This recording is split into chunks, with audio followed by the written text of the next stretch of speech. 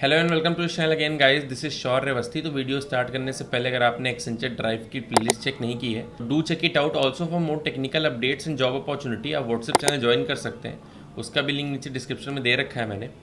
तो आज की वीडियो में हम कवर करने वाले हैं 12 सितंबर 2024 को जो एक्सेंचर कोडिंग राउंड में प्रॉब्लम्स आई हैं।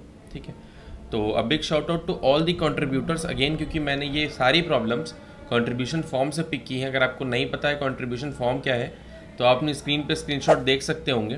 ठीक है, और नीचे लिंक भी मैंने दे रखी है उसकी, तो आप जाके अपनी प्रॉब्लम स्टेटमेंट सबमिट कर सकते हैं अगर रिसेंटली आपका कोई भी ऑनलाइन असेसमेंट या कोडिंग राउंड हुआ है, जिससे और भी लोगों की हेल्प हो सकती है।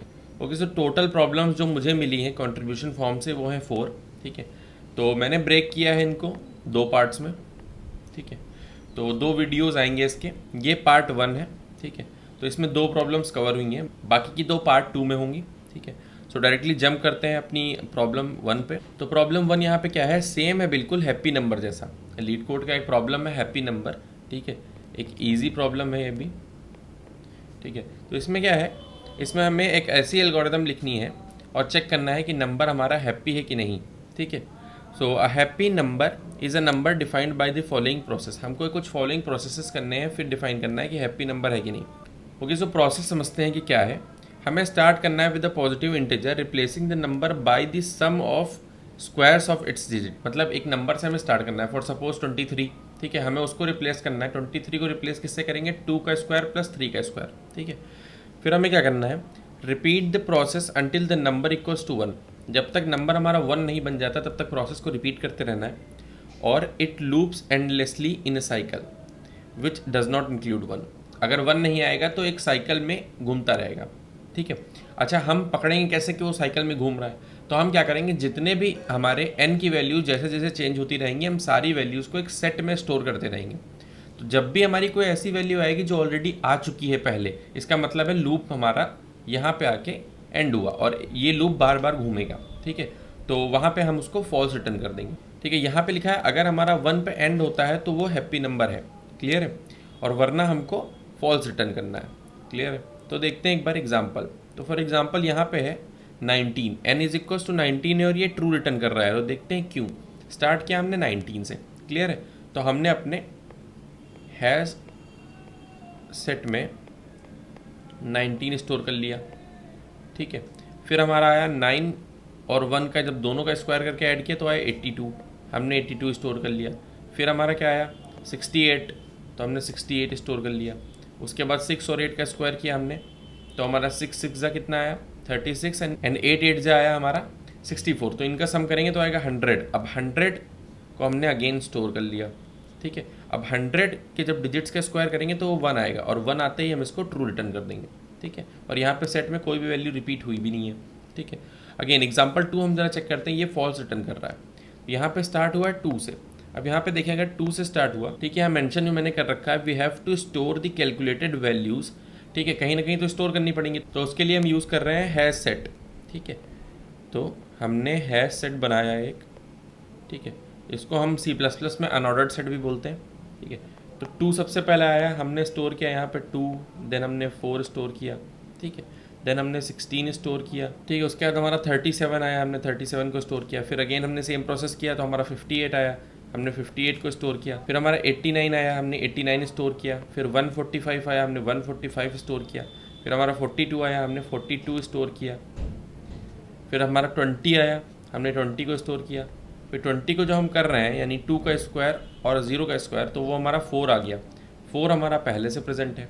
ठीक है, तो तुरंत हम इसको फॉल्स कर देंगे, यानी हमारा ये लूप में जाएगा, अब एंडलेस लूप हो जाएगा इसका। ओके, सो अप्रोच देखते हैं यहाँ पे। तो यहाँ पे लिखा है calculate the sum of square of digits. ठीक है, सबसे पहले हमें तो ये काम करना था, अगर 1 मिलता है तो हम ट्रू रिटर्न करेंगे। एल्स केस में हम चेक करेंगे कि कहीं ऐसा तो नहीं है कि हैश सेट में ऑलरेडी प्रेजेंट है, कि लूप में जा रहा है। ठीक है, तो हम फॉल्स रिटर्न कर देंगे अगर हैश सेट में प्रेजेंट हुआ। अगर ये दोनों चीज़ें नहीं हुई तो हमें स्टोर करनी है वैल्यू को हैश सेट में और रिपीट करना है अगेन 1 2 को। ठीक है, क्लियर है, कब तक रिपीट करना है, जब तक या तो 1 ना आ जाए या तो हमारा फॉल्स रिटर्न हो जाए। क्लियर है, ओके ओके। सो जंप करते हैं अपनी प्रॉब्लम नंबर 2 पे। तो ये प्रॉब्लम एग्जैक्टली सेम है लीड कोड की क्लाइंबिंग स्टेयर्स से। ठीक है, 1DDP की प्रॉब्लम है ये। ठीक है, एंड ये प्रॉब्लम एक ईजी प्रॉब्लम है, इतना कुछ हार्ड नहीं है इसमें। ठीक है, तो मैं एक चीज़ बोलता हूँ कि अगर आप थोड़ा सा दिमाग लगाओगे तो ये प्रॉब्लम आपको एग्जैक्टली फिबोनाची नंबर जैसी दिखेगी, ठीक है। अगर अभी नहीं दिख रही स्टार्टिंग में तो मैं एक अप्रोच बताता हूँ, ठीक है, स्पेस ऑप्टिमाइज बॉटम अप बताऊँगा मैं डायरेक्ट, ठीक है। तो उसमें क्या होगा, आपको क्लियरली दिखने लगेगा कि ये कोड एग्जैक्टली सेम है फिबोनाची नंबर के, ठीक है। मतलब अप्रोच भी बिल्कुल सेम है, फिबोनाची नंबर जैसे ही है। फिबोनाची नंबर में क्या होता है, प्रीवियस टू का सम कैलकुलेट करते हैं, सेम वही काम करने जा रहे हैं इसमें हम, देखते हैं पहले तो, ठीक है। एंड में आपको पता चल जाएगा कि मैं क्या बोल रहा था। तो यहाँ पे देखो क्या है कि आपको स्टेयर केस क्लाइम करना है, n स्टेप्स लगते हैं आपको टॉप पे पहुँचने के लिए, ठीक है। Each time you can either climb 1 step और 2 स्टेप, ठीक है। In how many distinct ways you can climb up the top, हमें बताना है कि हम कितने डिफरेंट तरीक़ों से टॉप पे पहुंच सकते हैं, क्योंकि हर एक स्टेप पे हमारे पास 2 रास्ते हैं, या तो हम एक सिंगल जंप मारें या तो हम एक डबल जंप मारें। इसी को अगर मैं उल्टा करके बोलता हूं तो ये बोलूँगा कि हर एक स्टेप पे पहुंचने के 2 तरीके हैं, ठीक है। या तो हम जस्ट नीचे वाले से आएँ या तो हम उसके एक नीचे वाले से आएँ, ठीक है। तो एग्जाम्पल देखते हैं, जैसे n इज इक्वल टू 2 यहाँ पे, ठीक है, आउटपुट 2 आ रहा है। ओके, सो हम देखते हैं कि 2 पे पहुँचने के कितने तरीके हैं। ये है 2, यहाँ से हमने स्टार्ट किया तो हमें 2 पे जाना है, तो हम या तो सिंगल जंप लेके पहुँचें, ठीक है, या हम डायरेक्ट एक जंप लेके पहुँच जाएँ। तो मतलब कितने तरीके हैं, 2।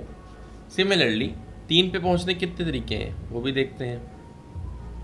ये है फर्स्ट, ये है सेकेंड, ये है थर्ड, ठीक है। तो अगर यहाँ पे हम खड़े हैं, ठीक है, तो या तो हम सिंगल जंप लेके पहुँचे, क्लियर है, या तो हम डबल जंप लेके पहुँचे 2 पे और फिर 2 से 3 पे, ये 2 तरीके हो गए। या तो हम 1 तक सिंगल जंप लें फिर एक डबल जंप ले लें 3 पे, तो इसका मतलब 3 तक पहुंचने कितने तरीके हो गए, 3 तरीके हो गए, क्लियर है। तो अभी आपको दिख नहीं रहा होगा कि कैसे फिबोनाची नंबर के सेम है, बट अप्रोच देखते हैं, समझ में आएगा।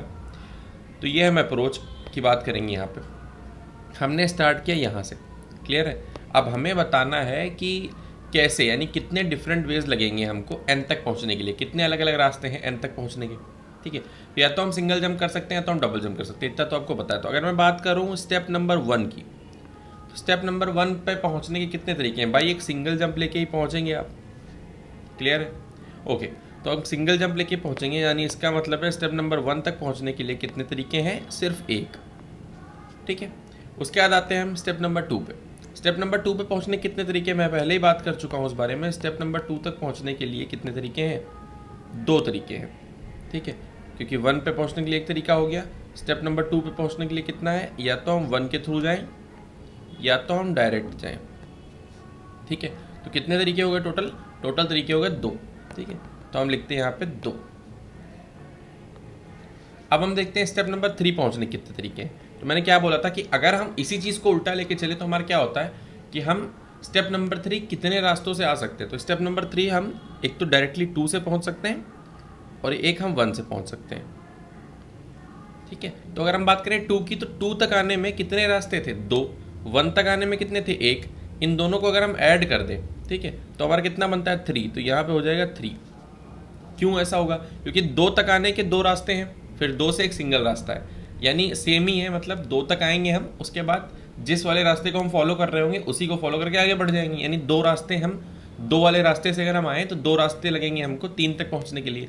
1 वाले पाथ से अगर हम आए तो हमको कितना लगेगा भाई, 1 तक आने में तो एक ही रास्ता था, तो ये एक ही रास्ता तो हुआ, ठीक है, क्लियर है। तो इसलिए हमको कितना लगेगा, 3 में हमको लग जाएगा 3, क्लियर है। इसको थोड़ा सा रेस कर देता हूँ मैं, तो 3 में पहुँचने तक हमको कितना लगा, 3। ओके, अब बात करते हैं स्टेप नंबर 4 की, ये भी समझते हैं अच्छे से। स्टेप नंबर 4 हम पहुँच सकते हैं या तो डायरेक्टली 3 से पहुँचें या तो हम 2 से पहुँचें, क्लियर है। तो अगर मैं यहाँ पे बोलूँ कि 3 तक पहुँचने के लिए कितने रास्ते हैं हमारे पास, तो 3 तक पहुँचने के लिए हमारे 3 डिफरेंट वेज हैं, ठीक है, और 2 तक पहुँचने के लिए 2 डिफरेंट वेज हैं। तो इसका मतलब 4 तक पहुँचने के लिए टोटल 5 डिफरेंट वेज हो सकते हैं। कैसे, अगर हम 3 वाले रास्ते से आते हैं तो जो 3 तक पहुँचने के लिए 3 डिफरेंट रास्ते हैं, उनमें से किसी एक को फॉलो कर सकते हैं, यानी टोटल 3 है हमारे पास, 3 के थ्रू। अगर हम 2 के थ्रू आते हैं तो हमारे पास कितने हैं, 2 हैं। कैसे, या तो हम ऐसे करके 2 पे पहुँचे या तो हम डायरेक्ट 2 के पहुँचे, ठीक है। तो ये अलग अलग 2 रास्ते हो गए, फिर डायरेक्टली हम 4 पे जंप कर जाएंगे। तो यहाँ से 2 के थ्रू 2 और 3 के थ्रू 3 मिले हमको, तो टोटल 4 में कितना हो गया, 5, ठीक है। तो एक बार मैं इसको इरेज कर देता हूँ, ठीक है, और यहाँ लिखता हूँ 5। Okay, there are 5 different ways to reach fourth step. Okay, अब हम बात करते हैं फिफ्थ स्टेप की। तो फिफ्थ स्टेप पे अगर हम बात करें तो फिर से वही काम करो, ठीक है। हम 4 के थ्रू आ सकते हैं, हम 3 के थ्रू आ सकते हैं। 4 के थ्रू आने में और 4 तक आने में डिफरेंट कितने वेज हैं? 5। 3 तक आने में कितने? 3। दोनों को एड अप करोगे तो टोटल कितने वेज बन जाएंगे? 8। So there are total 8 different ways to reach on the top where n is equal to 5। ठीक है, अगर n की वैल्यू 5 है तो हमारा 8 आएगा आंसर। तो इसमें आपको क्लियर कट दिख नहीं रहा है कि प्रीवियस 2 में जो वैल्यूज़ पड़ी थी हमने उन्हीं को समअप करके करंट वैल्यू बना ली। तो अगर मैं यहाँ पे बात करूँ कि हम क्या करें, हम एक प्रीवियस 1 ले लें, सॉरी प्रीवियस 2 ले लें और एक प्रीवियस 1 ले लें, ठीक है, और एक हम यहाँ पे ले लेंगे करंट। ओके हो गया। तो हम प्रीवियस 2 में रखेंगे 1 और प्रीवियस 1 में रखेंगे हम 1। क्यों? क्योंकि यहाँ तक अगर हम यहाँ खड़े हैं, ठीक है, तो यहाँ तक भी आने का एक सिंगल रास्ता ही है भाई। यहाँ से जब तक हम चले नहीं तब तक एक सिंगल ही रूट पे हैं हम, अभी तक हमारे रूट डिफरेंट नहीं हुए हैं, ठीक है। तो अभी हमारा एक सिंगल रूट ही है, 1 तक पहुँचने का भी एक सिंगल रूट ही है, ठीक है, कोई अलग अलग रास्ते नहीं है। तो यहाँ तक दोनों वैल्यूज़ हमारी 1 1 रहती हैं। फिर हम बात करते हैं, यहाँ से हम कैलकुलेट करना स्टार्ट करेंगे 2 के लिए। तो करंट में हम क्या निकालेंगे? करंट के लिए हम निकालेंगे कि प्रीवियस 2 का सम कर दो। तो हमने प्रीवियस 2 का सम किया तो हमारा कितना आया? 2। अब हम क्या करेंगे, अब अपनी वैल्यूज़ को शिफ्ट कर देंगे। अब पूरा ये वाला उठा के एक शिफ्ट कर जाएंगे। क्लियर है? पूरी विंडो ही ये शिफ्ट कर दी हमने। उसके बाद हम क्या करते हैं, अब इन दोनों का कैलकुलेट करेंगे। करंट किसके लिए निकलेगा? 3 के लिए। 3 के लिए निकलेगा तो क्या आएगा? 3 अगेन, ठीक है। अगेन हमने सेम काम किया, फिर से हम शिफ्टिंग करेंगे, ठीक है। अब प्रीवियस 2 आ गया प्रीवियस 1 वाले पे, प्रीवियस 1 आ गया जो करंट था उस पे, और करंट हमारा कहाँ गया? एक नई वैल्यू के लिए। करंट किसके लिए फाइंड करेगा? करंट भाई फाइंड करेगा 4 के लिए। 4 के लिए कितना आया? 2 और 3 का सम करेंगे तो 4 के लिए तो आ गया भाई 5, ठीक है। उसके बाद फिर से सेम काम, शिफ्टिंग, फिर से शिफ्ट किया हमने। अब करंट किसके लिए कैलकुलेट करेगा? अब करंट कैलकुलेट करेगा हमारा 5 के लिए, ठीक है। अब इन दोनों का सम करेंगे जब प्रीवियस 2 का तो हमारा 8 आएगा, ठीक है। उसके बाद अगेन शिफ्टिंग हमारी होगी, शिफ्टिंग हो गई भाई।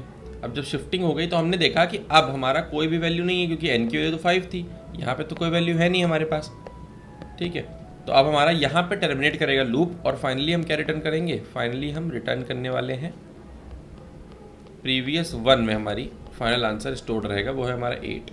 क्लियर है? तो इसको एक बार कोड करके देखते हैं और भी अच्छे से क्लियर हो जाएगा आपको, ठीक है। तो इसको एक बार हम कोड करके देखते हैं यहाँ पे, ठीक है। तो हमने क्या किया, यहाँ पे हमारा क्लाइंब स्टेयर्स करके फंक्शन है लीड कोड पे, ठीक है। तो हमने प्रीवियस 1 में 1 डाला, प्रीवियस 2 में 2 डाला और हमने 2 से कैलकुलेट करना स्टार्ट किया, यानी सेकेंड स्टेप से।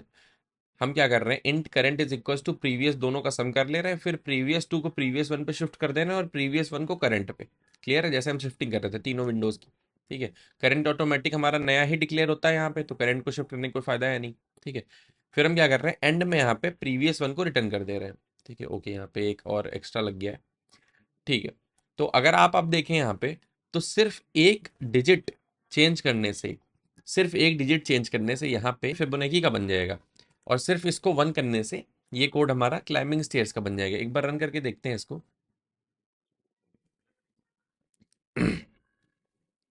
ओके, सो टेस्ट केसेस तो पास हो रहा है, एक बार सबमिट करके देखते हैं इसको हम, ठीक है। सक्सेसफुली सबमिट हो रहा है और काफ़ी ऑप्टिमाइज अप्रोच भी है यहाँ पे, ठीक है। और अब आपको शायद समझ में आ रहा होगा कि मैं जो बोल रहा था कि फिबोनाची जैसा ही सवाल है ये, ठीक है। तो यहाँ पे क्लियर कट फिबोनाची जैसा ही कोड है, ठीक है। तो ये डीपी का क्वेश्चन है, इसको मैंने directly space optimize bottom up approach से किया है, ठीक है। अगर यहाँ पे हम चाहें तो एक डीपी एरे लेके भी कर सकते थे, बट मैंने स्पेस ऑप्टिमाइज किया है तो अभी इसमें बिग ऑफ एन टाइम लग रहा है और बिग ऑफ 1 स्पेस लग रहा है, यानी कांस्टेंट अमाउंट ऑफ स्पेस लग रहा है, हमने स्पेस भी नहीं लिया कोई भी एक्स्ट्रा, ठीक है। So thank you so much for watching this video. अगर वीडियो पसंद आया हो तो वीडियो को लाइक करिए, चैनल पर नया है तो चैनल को सब्सक्राइब करिए। मिलते हैं अपने अगले वीडियो में, तब तक के लिए बाय।